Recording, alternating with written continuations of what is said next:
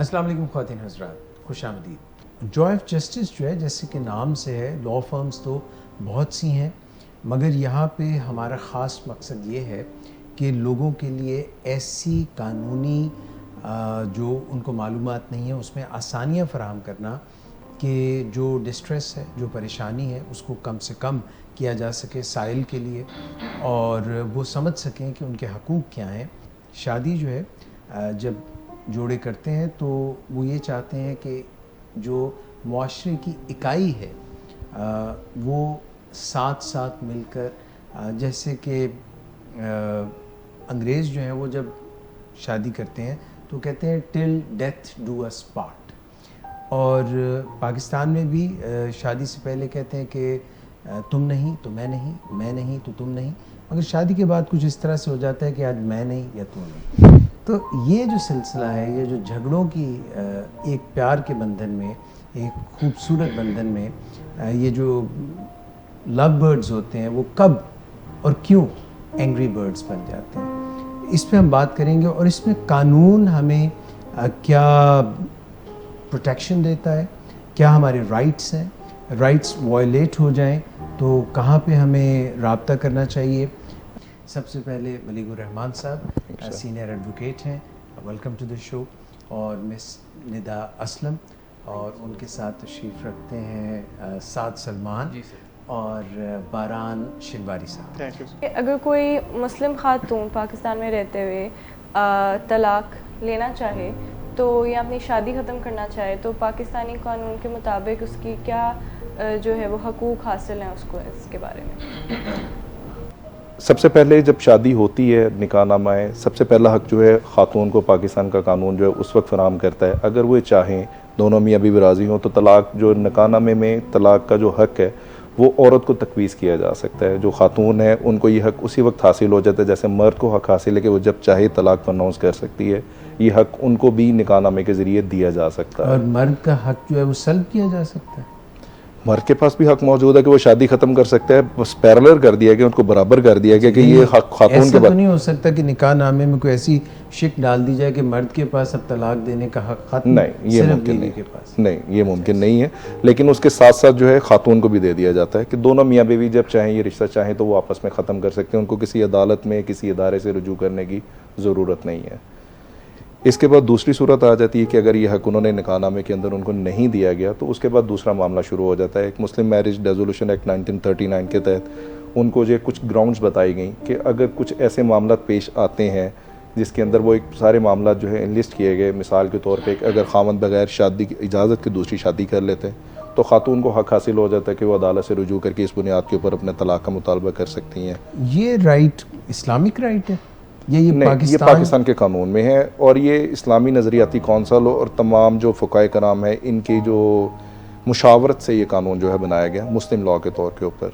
सिर्फ बीवी से नहीं, बीवी से शादी की इजाज़त लेने के बाद वो यूनियन कौंसल में अप्लाई करेगा, यूनियन कौंसल उससे वजूहात पूछेंगे जो आर्बिट्रेशन कौंसल होगी, अगर वो मुनासिब समझेंगे तब उसको इजाज़त देंगे कि वो दूसरी शादी कर सकते हैं, और अगर वो ये नहीं करेगा तो उसको पीनल कॉन्सिक्वेंसेस यानी कि सज़ा का सामना भी करना पड़ सकता है। और इसके अलावा ख़ातून को भी हक हासिल हो सकता है कि वो अदालत को कहें कि इन्होंने ये वायलेशन की, लिहाजा मुझे तलाक की जो डिग्री जारी की जाए। ये जो हक है हासिल करना, ये रिटर्न होना चाहिए? जी बिल्कुल, इन राइटिंग होगा, ख़ातून की तरफ से परमिशन इन राइटिंग होगी, जो आर्बिट्रेशन कौंसल है इन राइटिंग जो है वो सेकंड मैरिज सर्टिफिकेट जारी करेगी, उसके बाद उनका जो दूसरा निकाह रजिस्टर हो सकता है। बलीगुर रहमान साहब है तो फिर ना ही समझिए, बस ना ही है। मेरा एक क्वेश्चन था कि आपने जैसे कहा कि अगर निकाह नामे में इंक्लूड कर दिया जाए कि औरत तलाक ले सकती है तो फिर वो लॉ एनफोर्समेंट में इन्वॉल्व हुए बगैर ले सकती है तलाक। लेकिन लॉ इन्फोर्समेंट में दो मराहल हैं। एक मरहला ये है कि आपको लेने के लिए किसी अदालत से जो है कॉम्पिटेंट कोर्ट ऑफ ज्यूरिसडिक्शन जो है वो उससे आपको रजू करना पड़ता है। अदालत सुनने के बाद फ़ैसला देती है, उसके बाद वो डिग्री जारी करती है। उसके बाद दूसरा मरहला आता है जो कि आपकी मुतल्लिका यूनियन कौंसल होती है, जिनको आर्बिट्रेशन कौंसल जो कि एक बल्दियाती निज़ाम के तहत मौजूद होती हैं, जहाँ पर निकाहनामा रजिस्टर होते हैं, आपने उनसे रजू करना है। हत्तुल इम्कान सबकी कोशिश यही होती है कि रिश्ता बच जाए, इसलिए बार बार मौका दिया जाता है रिकन्सिलिएशन का। मियाँ बीवी को आमने सामने बिठाया जाता है कि वो सामने बैठें, रुजू कर लें। जब वो सारे उनके नाकाम हो जाती है रिकन्सिलिएशन एफर्ट्स, उसके बाद जो है ये रिश्ता ख़त्म किया जाता है। इसमें भी वो 3 मीटिंग्स स्केड्यूल करते हैं, 90 डेज़ का प्रोसेस होता है। दूसरे स्टेप में भी। उसके बाद जो है डिवोर्स सर्टिफिकेट जारी किया जाता है अगर मियाँ बीवी किसी तौर पे भी साथ रहने पे राज़ी ना हो। इज़ इट एक्चुअली प्रैक्टिस, क्या ऐसा किया जाता है मर्द जब दूसरी शादी करते हैं, क्योंकि काफ़ी कॉमन है माशरे में, तो क्या ये इन तमाम हदूदों क़यूद का ख्याल रखा जाता है? उसमें यही प्रॉब्लम है कि लोगों को अपने हकूक़ का मालूम नहीं है। बीवी को मालूम नहीं है कि मेरे पास क्या हक़ हासिल है और मैं क्या कर सकती हूँ, हालांकि बहुत ताकत दी गई है, लेकिन जब तक आप अपनी ताकत के बारे में जानते ही नहीं, आप उसको इस्तेमाल ही नहीं कर सकते। यही अनअवेयरनेस है जिसकी वजह से ये मामलात होते हैं। प्रैक्टिकली जो लोग तो जानते हैं वो तो ऐसा ही करते हैं, नहीं तो ज़्यादातर लोग झूठ का सहारा लेते हैं। जब आप दूसरा निकाहनामा रजिस्टर करेंगे तो मर्द अपने आप को कुंवारा शो करेगा, तलाक याफ्ता शो करेगा, कंसीलमेंट करेगा, हालांकि उसके बड़े पीनल कॉन्सिक्वेंसेज हैं जो कि उसको फेस करने पड़ सकते हैं, लेकिन क्योंकि ख़वातीन रुजू ही नहीं करती हैं इसलिए वो वैसे का वैसे ही हक़ ज़ाया चला जाता है। अब ये दूसरी चीज़ है, दूसरा हक़ है कि उसके अंदर और भी बहुत सारी चीज़ें हैं कि खामन को सज़ा हो गई है कोई ऐसी किसी जुर्म में जिसकी 7 साल से ज़ायद सज़ा है, तब भी जो है खातून जो आके अदालत से मुतालबा कर सकती है और अदालत उसको मानते हुए देगी। खामन लापता हो गया है तब वो अदालत से जाके तलाक जो है उसका मुतालबा कर सकती है। इसके अलावा भी बहुत सारी हैं, खामन मारता पीटता है, नशा करता है, या वो करेक्टरलेस है, नान नफ़का नहीं देता, मेंटेनेंस पे नहीं, ये तमाम वजूहात जो हैं ये बताई गई हैं। इसकी बुनियाद के ऊपर खातून को हक़ हासिल हो सकता है कि वो मुतालबा कर सकती है कि मुझे तलाक जो है अदालत लेके दे इस खामन से।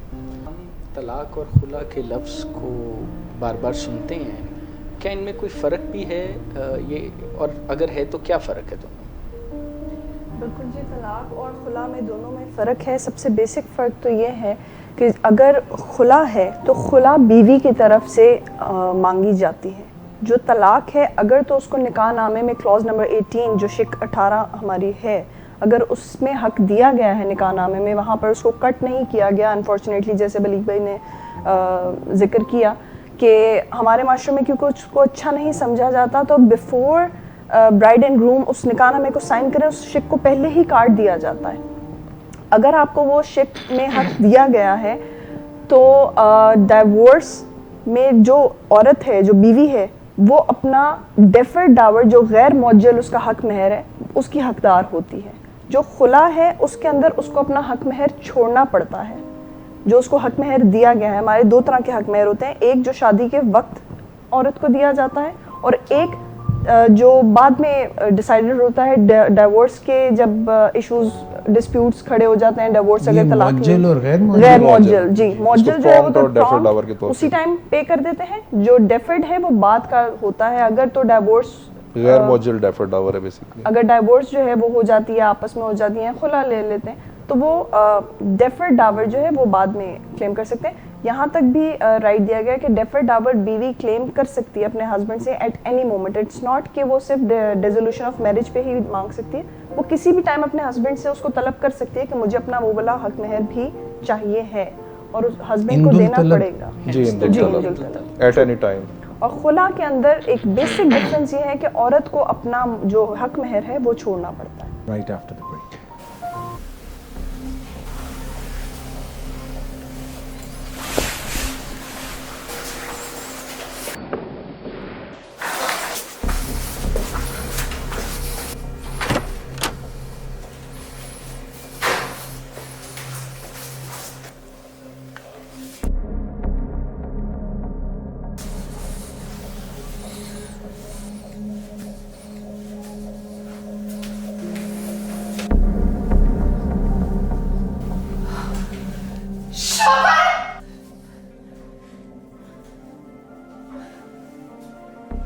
शराब नोशी की वजह किरदार की खराबी नहीं, मूड की खराबी है।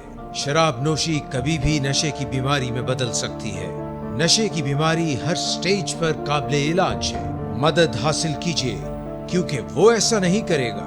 विलिंग वेज से मदद हासिल कीजिए, कहीं से भी मदद हासिल कीजिए, लेकिन फौरी मदद हासिल कीजिए। जिस मुआवजे के इंतजार में आपने बहुत देर कर दी, अब वो दस्तक दे रहा है। मदद हासिल कीजिए, मदद हासिल कीजिए। मेरा क्वेश्चन ये है कि अगर कोई खातून है जो तलाक या खुला लेती है और अदालत के थ्रू लेती है, तो उस पर उसके हक में है तो कोई फ़र्क पड़ता है?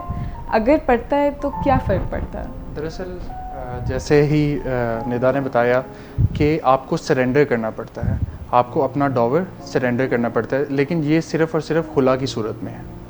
खुला की अगर आप कुरानी आयत उठा के देखें जो इसकी अंडरलाइंग बेसिस हैं वो उठा के देखें तो उसमें भी आपको सरेंडर प्री रिक्विजिट है डॉवर खुला की डिग्री के लिए। लेकिन अगर आप अदर ग्राउंड्स के ऊपर जाते हैं, ऑप्शन ऑफ प्यूबर्टी के ऊपर जाते हैं, आप क्रुएल्टी के ऊपर जाते हैं, आप नॉन प्रोवाइडेंस ऑफ मेंटेनेंस के लिए जाते हैं, तो इट्स नॉट अ रिक्वायरमेंट कि आपको अपना डॉवर सरेंडर करना पड़ेगा। तो ये डाइवोर्स जिसे हम इस्लामिक टर्मिनोलॉजी में फस्ख जो जुडिशल डाइवोर्स है, इसके लिए वर्ड जो यूज़ किया गया है इस्लामिक टर्मिनोलॉजी में फस्ख का यूज़ किया गया है। तो अगर आप जो dissolution of Muslim marriages act 1939 है उसमें जो ग्राउंड्स दी गई हैं उसमें 7-8 ग्राउंड्स दी गई हैं, एक रेजिड्यूरी क्लॉज छोड़ी गई है कि कोई और रीज़नेबल ग्राउंड हो तो तब भी आप तलाक ले सकते हैं, अपनी मैरिज को डिसॉल्व कर सकते हैं। तो उस सूरत में आप अपना डॉवर सरेंडर नहीं करेंगे। लेकिन अगर आप खुला के लिए जा रहे हैं, खुला जो कि राइट है खातून का, जैसे कि मर्द का डाइवोर्स राइट है, तो खुला औरत का राइट है। लेकिन क्या है कि आपने अदालत से रजू करना है, अदालत इस बात का तयन करेगी कि क्या रेशो है आपके डॉवर के सरेंडर करने की, आया ये 1/3 है, ये हाफ ऑफ द डॉवर है, क्या कंसिडरेशन आप पे करेंगे खुला लेने के लिए। खुला किन ग्राउंड्स पे मेरा लेनी ख्याल है चाहिए? साद सलमान साहब से हमने सवाल करते हैं और सवाल में जो आपने कहा है कि खुला किन ग्राउंड्स पे ले, और मैं ऐड कर देता हूँ कि तलाक किन ग्राउंड्स पे ले। सिर तलाक के तो बेसिक इस तरह है कि और आपके एक्ट में मौजूद हैं 8 पॉइंट्स हैं ग़ालिबन, तो वो उसके अंदर यही है कि जिस तरह बलीग भाई ने बताया कि वो 4 साल से ज़्यादा हो गए हैं और वो लापता हैं, या 7 साल से ज़्यादा इम्प्रिजनमेंट वगैरह होगी, इस तरह के हैं तो आप तलाक सीख कर लें।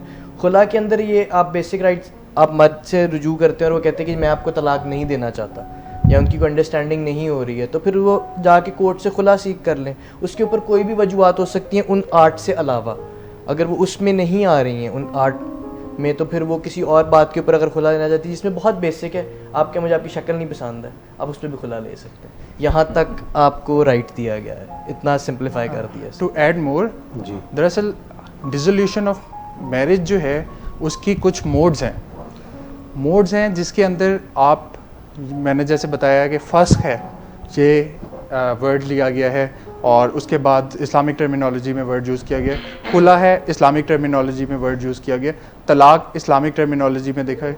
तो हम तलाक को एज अ जनरल स्लैंग ले रहे हैं। तलाक जो पर्टिकुलर है वो मैन का राइट है, वो हस्बैंड का राइट है, उसने ही प्रोनाउंस करना है। जिसे हम जुडिशल डाइवोर्स कहते हैं, उसके लिए एक जो वर्ड है जो तलाक की बात कर रहे हैं, ये क्लैरिफिकेशन स्टेटमेंट है मेरी तरफ से कि जो हम तलाक की बात कर रहे हैं वो जुडिशल डाइवोर्स है, जिसको असल में फस्ख ही कहेंगे हम। तो ये this is a clarification statement. तलाक हक सिर्फ़ और सिर्फ मर्द का ही है, उसने ही प्रोनाउंस करनी है। डिफरेंट ग्राउंड्स हैं जो हमारे मुस्लिम डिसोल्यूशन मैरिज ऑफ एक्ट 1939 उसमें बयान की गई हैं। उसके अंदर अगर तो हस्बैंड 3 ईयर और मोर लापता है, उसका कुछ अता पता नहीं, गुमशुदा है, तो उसके ऊपर औरत तलाक सीख कर सकती है। अगर 7 साल से ज़्यादा उसको सज़ा सुनाई गई है तो उसके ऊपर भी वो तलाक सीख कर सकती है। अगर गैर अखलाकी ज़िंदगी गुजारने पर आपका शौहर आपको मजबूर करता है तो आप उसके ऊपर भी आप सीख कर सकते हैं। अगर वो आपका नानो नफ़का जो मेंटेनेंस आपकी डेली बेसिक नीड्स हैं उनको पूरा नहीं कर पाते हैं, और आपकी अपनी पर्सनल मैरिज लाइफ जो है उसको प्रॉपर मेंटेन नहीं कर पाते हैं, आप उस बेसिस पे भी जो है तलाक सीख कर सकते हैं। फिर अगर आपको वो फिज़िकल या मेंटल टॉर्चर, ज़हनी दबाव या जिस्मानी आपके ऊपर तशद्दुद अगर आपके ऊपर वो करते हैं और आपको खाना पीना नहीं दे रहे हैं, बहुत ज़्यादा मार पीट कर रहे हैं, गाली गलोच हैं, अंडर द इन्फ्लुएंस रह रहे हैं और आप पे बहुत ज़्यादा तशद्दुद है किसी भी किस्म का, छोटा मोटा कर सकते? नहीं सर, छोटा मोटा भी नहीं। तशद्दुद है, चाहे छोटा हो या बड़ा हो। ये आपकी बर्दाश्त की आदत आप कहाँ तक जाती अगर छोटा फिजिकल टॉर्चर छोटा भी होगा तो आपका मेंटल स्ट्रेस बहुत ज़्यादा हो जाएगा उससे। तो उन यहाँ पर मैं ऐड करता चलूँ कलामी की मौके के साथ कि हर बड़ा टॉर्चर पहले छोटा टॉर्चर ही होता है और फिर वो बढ़ते आपकी बर्दाश्त टॉर्चर तो जिसे कहते हैं हाथ खुल जाना, जब वो हाथ खुल जाता है तो फिर आपकी जायदाद में अगर आपका कोई पार्ट है और वो अपने पास उसको रख लेते हैं या आपकी जायदाद में आपको हिस्सा उसके ऊपर अपना हक जताते हैं या आप तक नहीं पहुंचने देते हैं, उसके ऊपर भी जो है वो तलाक सीख की जा सकती है। फिर अगर आपके शौहर को कोई ऐसी जिस्मानी या कोई भी जिनसी बीमारी है या कोई जहनी बीमारी है, अगर वो मेंटली अनफिट हैं, फिज़िकली अनफिट हैं, जिनसी जो ट्रांसफरेबल प्रॉब्लम्स होती हैं या कोढ़ की बीमारी जैसे होती है, किसी भी बीमारी में मुब्तला हैं तो उसके ऊपर भी जो है वो सीख कर सकती हैं। फिर उसके अलावा अगर दूसरी शादी आपकी इजाज़त के बग़ैर उन्होंने की है तो वो एक मेजर ग्राउंड है जिस पे तलाक सीख कर सकती है। और अगर आपकी इजाज़त से भी की गई है, कुरान और सुन्नत के मुताबिक की गई है, और वो अपनी तमाम बीवियों में चाहे 2 हैं, 3 हैं, 4 हैं, उनमें अगर बराबरी का सलूक नहीं रख पाते हैं तो आप उन बेसिस के ऊपर भी तलाक सीख कर सकते इसके साथ एक और भी है कि अगर आपकी कम उम्री में शादी हो गई है, जिस वक्त जो खातून है उनकी शादी की उम्र नहीं थी, 16 साल से कम पे उनकी शादी कर दी गई है और वो मेजर होती हैं, तो फिर ये फैसला करने का उनके पास इख्तियार है कि वो इसको कंटिन्यू करना चाह रही हैं कि नहीं करना चाह रही, वो इवन उसके ऊपर भी इसको डिसॉल्व करवा सकती हैं। और खुला के अंदर आपको कोई बेसिक रीज़न इन रिलेटेड कोई स्पेसिफिक रीज़न नहीं चाहिए कि इनमें से कोई होनी चाहिए। खुला के लिए it could be any reason जो आपकी अपनी अंडरस्टैंडिंग नहीं बन रही है या आप आपस में समझते हैं कि आपका मैच नहीं है, आप लोगों की थिंकिंग एक जैसी नहीं है या एनी अदर इश्यूज़, तो उसमें खुला सीख की जा तो सकती है। ये जो बात आपने कही है कि कम उम्री में शादी हुई, ये कहाँ पे 18 साल से कम? 16 साल। सर बलूचिस्तान और सिंध में जो है वो 18 इयर्स है और पंजाब और खैबर पख्तूनख्वा में 16 इयर्स। और उसमें भी एक कंडीशन है कि मैरिज कंज्यूमेट ना हुई हो। अगर मैरिज कंज्यूमेट हो गई है तो फिर नहीं, मैरिज कंज्यूमेट नहीं हुई then you will choose the option of puberty. और दूसरा कुछ ग्राउंड्स के अंदर मैं ऐड करूँगा कि एक ग्राउंड है इल्ला की और एक ग्राउंड है लियान की, कि अगर आप एक्यूज़ करते हैं अपनी वाइफ को कि आपने कोई बदकारी की है और आप उसे प्रूव नहीं कर पाते, फिर आप कोर्ट के सामने कसम लेते हैं कि हम क्योंकि आपने अपनी वाइफ के ऊपर बदकारी का इल्ज़ाम लगा दिया और आप उसे प्रूव नहीं कर सके, तो फिर एक कसम ली जाती है और वो कसम को कहते हैं लियान। और फिर एक है हार्मफुल पर्सोनिफिकेशन, कि आप अपनी वाइफ को कहते हैं कि you are like back of my mother, आप मेरी माँ जैसी लगती हैं। तो जैसे हम घर वालों को कहते हैं, ये अगर अपने जैसे कज़न्स के अंदर आपस में शादी होती है और हम मजाक में कह देते हैं कि अगर आपने अपने हस्बैंड को भाई कह दिया तो आपका निकाह टूट जाएगा, दिस इज़ रियलिटी, लेकिन वो हार्मफुल होनी चाहिए। अगर आप वाकई में उसको उसकी माँ की तरह, अपनी माँ की तरह समझते हैं तो this is also a ground for dissolution of marriage. और अगर आपने कहा कि अगर किसी का, अगर वाइफ ने अपने हस्बैंड का कहना हो कि he is not of a good character या चीट कर रहा था मेरे ऊपर, या इसी तरह अगर हस्बैंड ने, क्योंकि अक्सर it could be the other way around, तो हस्बैंड ने वाइफ को करना हो, तो उसके लिए फिर क्या उनको स्टेप्स लेने चाहिए? हस्बैंड को तो ज़रूरत नहीं कुछ करने के लिए, वो तो किसी वक्त भी डाइवोर्स कर सकते हैं, उसके पास तो एक डिवाइन राइट मौजूद है। अच्छा। हाँ, खातून के लिए ये है कि उनके लिए फिर कोर्ट ऑफ लॉ को अप्रोच करना पड़ेगा। इससे पहले ये था कि उनको ये चीज़ें प्रूव करनी पड़ती थी, लेकिन अब जो लेटेस्ट अमेंडमेंट्स आई उसके बाद ये कह दिया गया कि रिकन्सिलिएशन करवाएगी कोर्ट, मियाँ बीवी को बिठा के आमने सामने बिठा के बात पे एग्री करेगी कि वो मान जाती हैं, रिश्ता कंटिन्यू रखना चाहती हैं तो ठीक है, अगर रिकन्सिलिएशन फेल हो जाती है तो कोर्ट स्टेट अवे उसके खिलाफ डिक्री पास कर देगी डिसोल्यूशन ऑफ मैरिज की। अच्छा। बहुत आसानी कर दी गई कि अब उसको ये चीज़ें प्रूव करने की ज़रूरत नहीं है, उसने एक्विजिशन की है, ये बात कही है, कोर्ट में आके रिकन्सिलिएशन फ्लॉप हो जाती है तो उसको हक हासिल हो जाता है कि मैरिज डिसॉल्व हो जाएगी। और उसमें बच्चों का, अगर बच्चे हैं उनके, तो अगर वाइफ पे वो करते हैं कि ये अच्छे कैरेक्टर की नहीं थी, तो फिर बच्चे उस केस में हस्बैंड के पास जाते हैं कि वाइफ के पास ही ठीक है, वो एक बिल्कुल सेपरेट इशू में चला जाएगा। उसके लिए कोर्ट को अलग से उसको देखना होगा, जिसकी कस्टडी में बच्चे मौजूद हैं, ओपोनेंट पार्टी अगर वो कस्टडी लेना चाह रही है तो वो कोर्ट को अलग से अप्रोच करेगी। उसमें कोई ऐसा हार्ड एंड फास्ट रूल नहीं है कि बच्चा उसी वक्त कोर्ट जब डाइवोर्स कर रही है तो बच्चे भी लेके दूसरे को दे देगी, नहीं, वो कोर्ट ने डिटरमिन नहीं करना। तो अलग से एजुकेशन की ज़रूरत है, अलग से भी है, लेकिन जो भी जो लेटेस्ट सुप्रीम कोर्ट ने इसको कंसोलिडेट कर दी चीज़ों को सम अप करने के लिए, उन्होंने फैमिली कोर्ट्स को ये ज्यूरिसडिक्शन दे दी, ये कह के कि इनका ओवर राइडिंग इफेक्ट है over guardian and wards act के, गार्डियन कोर्ट्स हैं उनके ऊपर ओवर राइडिंग इफेक्ट है, और ये पावर उनके पास भी मौजूद है कि वो विजिटेशन और कस्टडी के जो मैटर्स उनको डिसाइड कर सकें। बुनियादी फ़र्क होता है कि अगर माइनर्स की जो बच्चे हैं उनकी कोई प्रॉपर्टी है तो फिर आपको गार्डियन एंड वार्डन पे प्रॉपर्ली जाना पड़ता है। अगर वो सिर्फ आप उनकी इन पर्सन कस्टडी की बात कर रहे हैं उनके मेजर होने तक, तो फिर वो ये फैमिली कोर्ट्स भी डिसाइड कर सकती हैं, और एक ही लिटिगेशन में ये सब कुछ भी डिसाइड हो सकता है। एक क्वेश्चन मेरा आप लोगों से ये है कि अगर हस्बैंड जो है वो वाइफ को डिवोर्स दे देता है वर्बली, ज़बानी तौर पे, और अभी हमने यूनियन काउंसिल को नहीं पता और रिटन फॉर्म में नहीं है, तो उस सिचुएशन में जो खातून हैं उनके क्या हकूक़ हैं और उनको किस तरह से लेके चलना है चीज़ों को? उसमें देखें इस तरह है कि अगर वर्बली आदमी ने औरत को तलाक दे दी है तो उसने सबसे पहला उसका ये कि वो जाके यूनियन काउंसिल में बताए कि जी मैंने तलाक दे दी है, मर्द का ये फ़र्ज़ है, और साथ एक रिटन नोटिस जो है वो औरत को भी भिजवाया जाए कॉपी कि आपको तलाक दे दी गई है। 30 डेज़ के अंदर अंदर ये करना होता है, और अगर ये ना किया जाए तो उसके अंदर ये है कि औरत भी यूनियन काउंसिल जाके रेमेडी सीख कर सकती है, और उसके अलावा अगर वो कोर्ट में जाएँ तो उसकी 1 साल तक इम्प्रिजनमेंट और साथ 5,000 फ़ाइन, और बोथ ये उसके पास है राइट कि वो करवा सकती है। हस्बैंड को फेस करने पड़ सकते हैं, कॉन्सिक्वेंसेस फेस करने पर। अच्छा, ये एक बड़ा कॉमन सा सवाल है कि जब तलाक कोई मर्द देता है अपनी बीवी को, तो वो एक गो में 3 दफ़ा कह के दे सकता है, या इसमें कोई गैप होना चाहिए ज़ुबानी, या इसमें कोई रिटन उसको देना चाहिए? आप में से जो भी सर, इसमें आप बज़रिया जिस तरह आप SMS भी दे सकते हैं, टेक्स्ट कर दें, ईमेल कर दें, आप ज़ुबानी कहना चाहें, किसी को कह दें कि ट्विटर कर दें, व्हाट्सएप कर दें, एनी मोड ऑफ कम्युनिकेशन बात पहुंचनी चाहिए, किसी को कह दें, तलाक किसी के थ्रू भी अपनी बीवी को भिजवा सकते हैं। जी, लॉ ऑफ लैंड की मैं बात करूंगा। अगर आप इसकी रिलीजियसली बात करें तो उसकी डिफरेंट सेक्ट्स के हवाले से डिफरेंट उसकी जो इंटरप्रिटेशंस मौजूद हैं, कोई मानते हैं नहीं मानते हैं, वो आपको रिलीजियसली इसमें ये जो अभी हम सारी गुफ्तगू कर रहे थे, इसमें सेक्ट्स के यानी शिया सुन्नी का कुछ फ़र्क भी है? नहीं, ये लॉ ऑफ लैंड है, ये जो सबके लिए एक है। जो मुस्लिम क्लेम करेगा उसके लिए यही लॉ है, कोई डिफरेंट लॉ मौजूद नहीं है। शिया सुन्नी आगे भी जिस हद तक अब चले जाएं, सबके लिए ये कानून मौजूद है। और ये इस्लामी नज़रियाती कौंसिल जो है अंडर द कॉन्स्टिट्यूशन बनाई जाती है, जो कि तमाम को एक पेज पे लेके आती है, और ये इसी मकसद के लिए जो ये लेजिस्लेशन करती है। आप दूसरी बात मैं वहीं से कंटिन्यू करूंगा जहाँ से आपने कहा कि एक गो के अंदर कर देते हैं। लॉ ऑफ लैंड इस वक्त ये है कि अगर वो एक गो में कर देता है, वो जितनी दफ़ा मर्जी कह देता है, वो एक दफ़ा प्रोसेस पूरा होता है, 90 डेज़ का प्रोसेस पूरा होता है यूनियन काउंसिल के साथ, तो आप उसको एक डाइवोर्स कंसिडर करेंगे।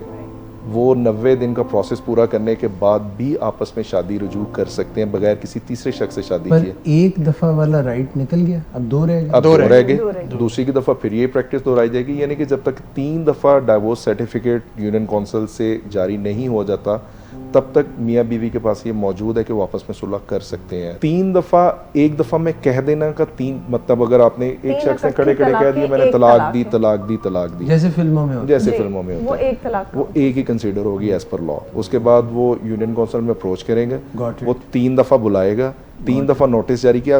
एक्चुअली आप उस दफ़ा भी 3 दफ़ा कह चुके हैं, लेकिन वो फिर भी उसको एक ही मानेंगे जब तक यूनियन काउंसिल की प्रोसीडिंग्स पूरी नहीं हो जाए। और इसमें होने चाहिए, मतलब 3 डिफरेंट टाइम्स होने चाहिए उसमें गैप, और हर दफ़ा में 90 डेज, हर दफ़ा में 90 डेज, 90 डेज में हर दफ़ा वो 3-3 दफ़ा बुलाएंगे, और ये सारा प्रोसेस करने के बाद भी एक काउंट होगा। बेसिकली इसका तो 270 दिन में ये बात जी प्रोसेस पूरा होगा। मेजर रीजन ये है कि किसी तरह फैमिली बच जाए, रिकंसाइल कर लें, और एक फैमिली बच जाए उनके आर्बिट्रेशन के थ्रू, मीडिएशन के थ्रू एक बात बन जाए, जो छोटे छोटे मैटर्स हैं उनको रिजॉल्व कर लीजिए। जैसे हम पुराने लैंग्वेज में अगर कहें तो जैसे लंबरदारी होती थी, बड़े बैठ जाते थे, बुजुर्ग बैठ जाते थे, और वो फैमिलीज को रिजॉल्व कर देते थे। क्योंकि मतलब रिकंसिलिएशन की जब हमने बात की, तो अगर कोई बीवी घर छोड़ के चली जाती है शौहर का, और इसके बाद शौहर चाहता है कि वो वापस आ जाए, वो दोबारा से अपनी मैरिड लाइफ को कंटिन्यू करें, तो उसके लिए उसको क्या करना चाहिए? देखें ना, शादी क्या है?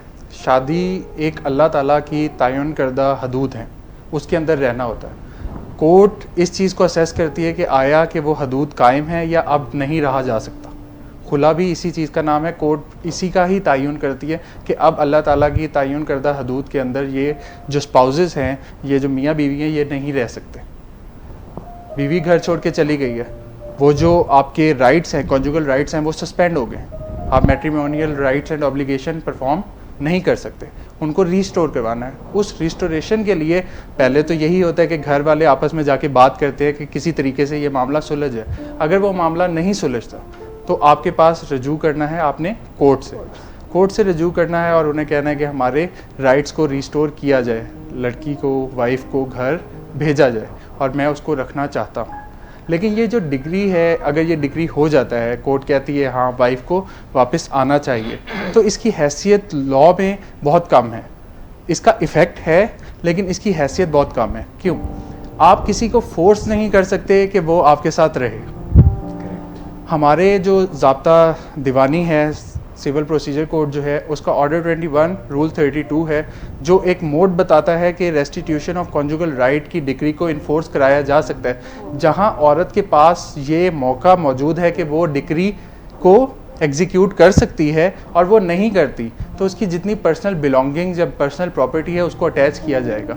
लेकिन ये जो प्रोविजन है एक रिडंडेंसी प्रोविजन है जो रीसेंट पंजाब अमेंडमेंट जो कि अभी ऑपरेशनल नहीं हुई उसमें इसको एक्सक्लूड कर दिया गया है, क्योंकि आप किसी को इन्फोर्स नहीं कर सकते कि वो आपके साथ रहे।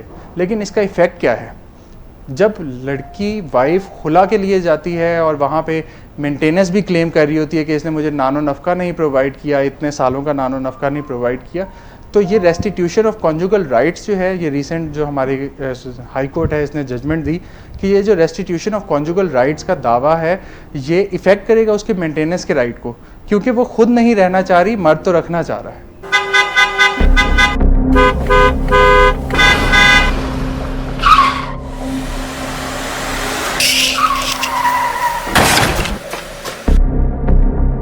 घटिया इंसान, इतनी देर से गेट क्यों खोला? सोए हुए थे तुम क्या? सर मैंने तो मिनट भी बकवास ना कर तुम मेरे साथ। क्या कर रहे हैं आप? अब्बा जी घर पे हैं, नशे में गालियां दे रहे हैं, खुदारा होश में आए। क्या हो गया आपको? होश में कैसे आऊं? सारा किया धरा इन्हीं का तो है।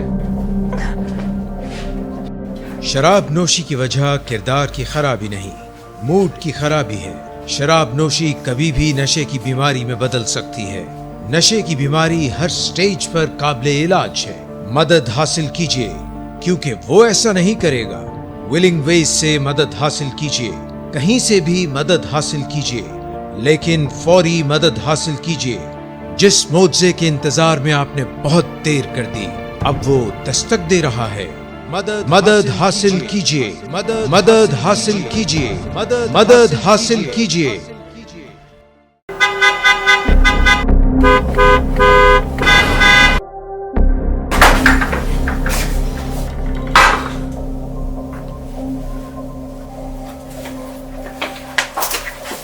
आज फिर भी कराया तो? मेरा नहीं तो इन बच्चों का ही ख्याल कर लो। बंद करो तुम अपनी बकवास। लेकिन तुम अपनी घटिया को तो से बाज मत आना। तुम हो ही घटिया इंसान। तुम होती कौन हो मुझे रोकने वाली? तुम्हारे बाप के बाल की पीता हूं क्या? शराब नोशी की वजह किरदार की खराबी नहीं, मूड की खराबी है। शराब नोशी कभी भी नशे की बीमारी में बदल सकती है। नशे की बीमारी हर स्टेज पर काबिले इलाज है। मदद हासिल कीजिए, क्योंकि वो ऐसा नहीं करेगा। विलिंग वेज से मदद हासिल कीजिए, कहीं से भी मदद हासिल कीजिए, लेकिन फौरी मदद हासिल कीजिए। जिस मुआवजे के इंतजार में आपने बहुत देर कर दी, अब वो दस्तक दे रहा है। मदद हासिल कीजिए, मदद हासिल कीजिए, मदद हासिल कीजिए। ख़वातीन व हज़रात, वेलकम बैक। हम प्रोग्राम के अख्ताम की तरफ जा रहे हैं। मुझे आज की डिस्कशन से ये पता चला कि मर्द और औरत दोनों के पास इक्वल राइट्स हैं। अगर वो इस मैरिज को ख़त्म करना चाह रहे हैं तो दोनों के पास राइट्स हैं। ऐसा नहीं है कि ख़ातून के पास कोई राइट्स नहीं है। आप बिल्कुल कह सकते हैं, सिर्फ उसका जो तरीक़ाकार है, जो प्रोसीजर है, उसको थोड़ा सा बदला गया। वो भी इसलिए कि शायद नेचुरली कुछ रैशनल और इस तरह से जो समझा गया, सिर्फ उसका ज़ाब्ताकार बदला गया। राइट दोनों के पास मौजूद है। सर इसलिए हमें कहा गया ना कि इस्लाम जो है वो औरत को ज़्यादा प्रोटेक्ट करता है मर्द से। ये सिर्फ हमारी अवेयरनेस की बात है, जो हमारी माशरे में थोड़ी सी अवेयरनेस की औरतों को अपने हकूक़ का पता नहीं है एक्चुअली, जिसकी वजह से वो उन चीज़ों को सीख नहीं कर पाती हैं। अक्सर ऐसे होता है कि मेरा नहीं ख्याल कि पाकिस्तान में बहुत कम ऐसे होता है कि लड़कियों से पूछा जाता है कि उसमें उनको, क्योंकि है तो वो उनके राइट, लेकिन कभी नहीं पूछा जाता, उसको लिटरली अक्सर उसको काट दिया जाता है। जी बिल्कुल ऐसे ही है। इसके अंदर जो है ये राइट मौजूद है कि जब तक लड़का लड़की साइन ना कर दें तब तक उन क्लॉजेस को काटा नहीं जा सकता निकाह नामे के अंदर। इंशाल्लाह हम लोग इसके ऊपर ज़रूर एक डिटेल प्रोग्राम करेंगे जिसमें हम निकाह नामे को पूरा डिफाइन करेंगे, उसकी क्लॉजेस को। ये नापसंदीदा अमल है, हमारे कानून के अंदर भी इसको डिस्करेज किया है। 2 प्रोसीजर एक बताया गया है, एक राइट दिया गया है, लेकिन जो हमारा जॉय ऑफ जस्टिस का प्लेटफॉर्म है, हम लोगों की भी यही है कि हम ये अश्योर करें कि रिकन्सिलिएशन हो, जो कानून के अंदर प्री ट्रायल सेटलमेंट का कंसेप्ट है या आर्बिट्रेशन काउंसिल का कंसेप्ट है, तो हम अपनी तरफ से ही ये स्टेप लेने को भी तैयार हैं कि लोगों की रिकाउंसलिंग की जाए, उनको आपस में रुजू करवाया जाए रादर देन उनकी सेपरेशन करवाया जाए, क्योंकि ये उतना ही हमारे लिए भी नापसंदीदा अमल है। जो हमारे क्लाइंट्स हैं, जो साइल हैं, वो कैसे इस तरह का अपने लॉयर्स के साथ रिलेशन बनाएं जिसमें लॉयर्स को जो है वो इस किस्म की चीज़ हो कि वो क्लाइंट के हकूक़ का, उनके ख्याल का, उनके प्रोटोकॉल का बहुत ख्याल रखें। मेरा ख्याल से कि लॉयर की ड्यूटी है कि वो अपने क्लाइंट को कंफर्टेबल एक एनवायरनमेंट दें, क्योंकि ऑलरेडी वो एक स्ट्रेस में गुजर रहा है, लिटिगेशन के थ्रू एक लंबा प्रोसीजर है, और क्लाइंट जो है वो बेचारा लॉयर के पीछे जा रहा है और वो कह रहा है कि मुझे टाइम दें और मेरे से डिस्कशन करें, और वो कोई फीडबैक भी वापस नहीं लॉयर्स देते। अनफॉर्चुनेटली कुछ लोगों को भी समझना पड़ेगा, कुछ लोगों को इस बात से होना पड़ेगा। इंसाफ के रास्ते में हर्डल दोनों तरफ से मौजूद है। एक तरफ से कोशिश हो रही होती है जल्द तय हो जाए, दूसरी तरफ से कोशिश हो रही होती है कि नहीं, इसको प्रलॉन्ग होना चाहिए। और बड़ा अनफॉर्चुनेट इवेंट कुछ अर्सा पहले ही हुआ कि एक केस की 100वीं सालगिरह मनाई गई जो कि सुप्रीम कोर्ट के अंदर चल रहा है, और चौथी नस्ल मौजूद है। उन्होंने सुप्रीम कोर्ट के प्रेमिसेस के अंदर केक काटा कि आज इस केस को चलते हुए 100 साल पूरे हो गए। तो हमारे पास बहुत सारी मिसालें मौजूद हैं जो कि अनफॉर्चुनेट नहीं होनी चाहिए। इस पर सोचना चाहिए, हम सबको मिलकर सोचना चाहिए। निदा, आप बताइए, फीमेल क्लाइंट्स जो हैं उनको कैसे आप कंफर्टेबल करना चाहेंगी? सर, हम अपने जॉय ऑफ जस्टिस के प्लेटफॉर्म से जो हमने अपनी एक फर्म लॉन्च की है, इससे हम इसी गैप को ब्रिज करना चाहेंगे। इस गैप के अंदर हम लोग जो ब्रिजिंग करेंगे वो ये है कि एक तो हम क्लाइंट्स की फिजिबिलिटी, जहाँ जिन डेट्स पे क्लाइंट्स की ज़रूरत, उनकी फिज़िकल पेरेंट्स की ज़रूरत नहीं है, हम मेक श्योर करेंगे कि हम उसके ऊपर उनको जो है टाइम बाउंड ना करें। प्लस लेडीज़ के लिए एक और ये चीज़ थोड़ी सी कंफर्टेबल हो जाती है, क्योंकि औरत के लिए अपने अगर तो बाल बच्चों वाली है तो अपने बच्चों को छोड़कर आना और अदालतों के अंदर सारा दिन अपना टाइम स्पेंड करना और उसको केस की प्रोसीडिंग्स को देखना मुश्किल हो जाता है, और फिर प्रॉब्ली उनको अपने किसी गार्डियन के साथ आना पड़ता है, अपने बाप के साथ, अपने भाई के साथ। बिकॉज बहुत से ऐसे केसेस में हमें देखा जाता है कि अक्सर अदालतों के अंदर एक जंग भी छिड़ जाती है, एक लान तान वाला सीन हो जाता है कि अगर वो लोग उसको मैरिज को नहीं वापस रखना चाहते हैं, रिकनसाइल नहीं करना चाहते, तो एक जंग का माहौल सा भी अक्सर छिड़ जाता है। तो उन चीज़ों से बचने के लिए औरत को अपने गार्डियन का सहारा लेना पड़ता है। तो हम अपने जॉय ऑफ जस्टिस के प्लेटफॉर्म से मेक श्योर करेंगे कि हम इन चीज़ों से अवॉइड करें और एक फिजिबल एंड कंफर्टेबल एनवायरनमेंट अपने क्लाइंट्स को हम दें, स्पेशली वुमेन को। ऑब्वियसली हम अपने हर क्लाइंट को एंटरटेन अच्छे से करेंगे, बट स्पेशली वुमेन को हम एक कंफर्टेबल एनवायरनमेंट प्रोवाइड करना चाहेंगे। कि हम लोगों का, हमारे इस प्लेटफॉर्म से हम लोगों ने यही सोचा है कि जितने भी हमारे क्लाइंट्स हैं जो कि कोर्ट की, हम लोगों ने सोचा कि कोर्ट की विसिनिटी के पास हमको इनका वेटिंग एरिया का बंदोबस्त किया जाए, ताकि उन्हें पूरा प्रोटोकॉल मिला जाए कि वो उन्हें वो जो स्ट्रेस है वो उस तरह फील ना हो कि मतलब वो आ रहे हैं और उन्हें कहीं बैठने की जगह नहीं मिल रही है और वो पहले ही परेशान है और उसके बाद उन्हें ये परेशानियों का भी सामना करना पड़ रहा है कि उन्हें इंतज़ार करना पड़ रहा है। सर, दो चीज़ें कहना चाहूँगा। एक तो क्लाइंट्स के लिए है कि you need not to appear on every date of hearing. आपको हर पेशी पे आने की ज़रूरत है ही नहीं, हर पेशी पे आपकी ज़रूरत भी नहीं है अदालत में। आपने वकील मुकर्रर किया है वकालत करने के लिए। मगर एडवोकेट साहब, वो आएगा तो कुछ पैसे लाएगा ना, तो इसी चीज़ को हम लेके चल रहे हैं कि एक चीज़ डिफाइंड हो कि आपने पहले तयन कर लिया है कि आपने क्या चार्ज करना है। देखिए, प्रोसीजर में बहुत सारे स्टेप्स हैं, लेकिन वो हमें पता है कि हमने किस फेज़ से गुजर के आपको रेमेडी रिलीफ दिलवाना है कोर्ट से। तो वो चीज़ें हमें पता हैं, तो वो चीज़ें पहले से ही डिस्कस हो जानी चाहिए। तो everything should be clear, defined and transparent. तो जो हमने पिछले शो में भी बात की थी, ऑनेस्टी एंड ट्रांसपेरेंसी। और दूसरी चीज़ जो मैं कहूँगा, मैं एक प्रैक्टिस को डिसरिगार्ड करना चाहता हूँ, ये एक मेरी तरफ से सजेशन है कि खुला के मामलात आजकल हमारी कोर्ट्स में, मैं अपनी प्रैक्टिस की बात कर रहा हूँ, जो मेरे एक्सपीरियंस का फॉल आउट है, हमारे कोर्ट्स में खुला के केसेस का बहुत ज़्यादा बर्डन आ गया है और बहुत ज़्यादा इसका इंक्रीज़ हो गए हैं ये केसेस, खुला के और डिसोल्यूशन ऑफ मैरिज के केसेस। और उसके अंदर एक और चीज़ का भी इजाफा हुआ है, और वो है दूसरों पे इल्ज़ाम लगाना।